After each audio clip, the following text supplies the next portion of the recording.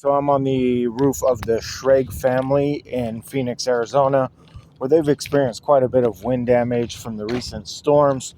We can see a lot of creasing, just wind-blown shingles. There's quite a few tabs that are missing throughout the system. It's pretty much on every slope. We see here that we've got a lot of creasing in this area.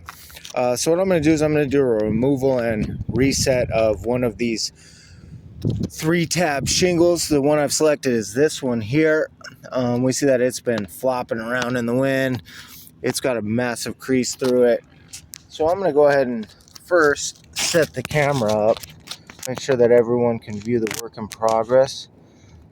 We've got a good angle going on here. All right, that looks right.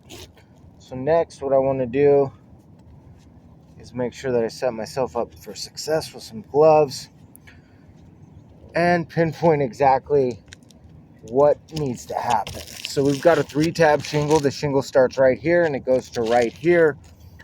This shingle is held in place by 4 roofing nails. They are in the tar strip, or in the nail strip right above the above underneath the shingle above it. The shingles above it, there are 2 shingles above it that stretch.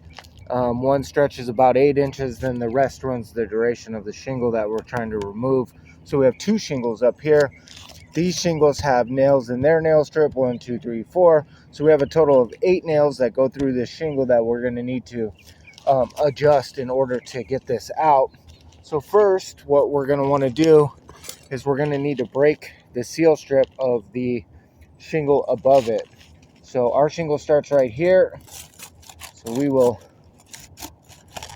just do this slowly. There's just some glue, some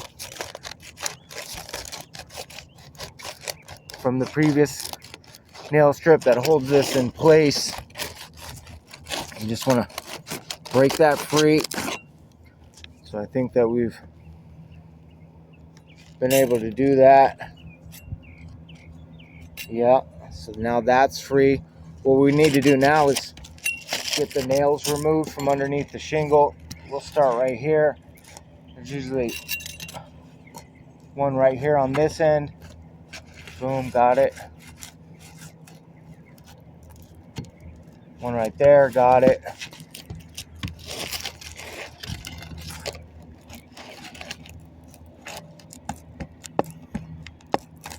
One right there, got it. Should be one right here, got it. Now what we need to do is do our best to get these nails out, because when we reinsert the shingle, if we don't have these nails removed, they will impede the way that the shingle goes into place. So when we get those out of there,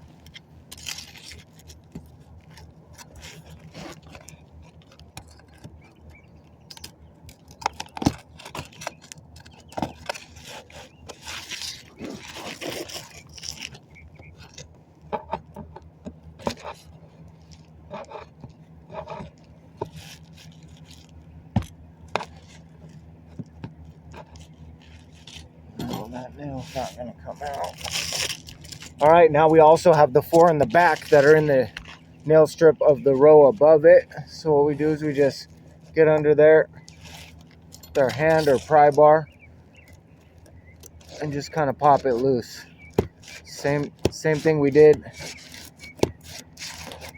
with the first row.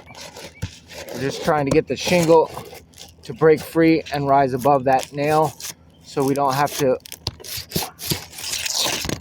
remove the seal strip here as well.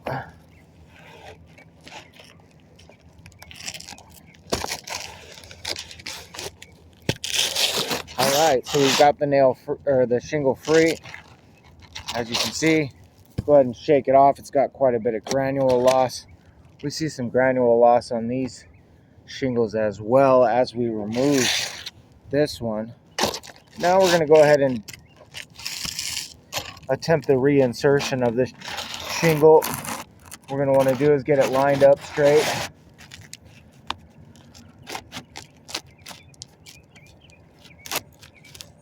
and we are back in place. So now we're going to use our 1¼ inch per code roofing nails and the recommended roofing snake to reinsert the shingle. So we're going to line ours up the same way they were lined up originally, which is starting from one end and working our way across. We'll start right here. Oh man, you can see that this just kind of fractured and kind of split that shingle above it. So now we're going to scoot over here.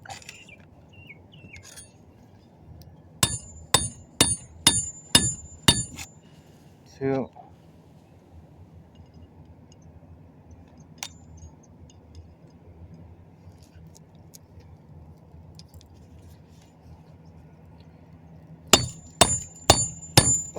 Three.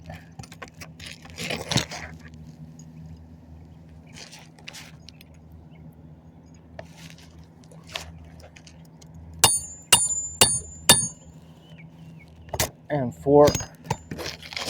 All right, so now we should have our shingle back in place, but we see quite a few problems already going on here. Some of the things we see, first of all, the roofing snake doesn't drive the nail in all the way. So now that's protruding and will eventually be a nail pop and protrude through this shingle. The only way to drive that nail in all the way is to lift this up and strike it with a hammer. It's because it has a lip on it. So we can see that pop out there. We have that going on every single one of them. But even worse than that, we see that just by this simple removal, we've now got a crease here.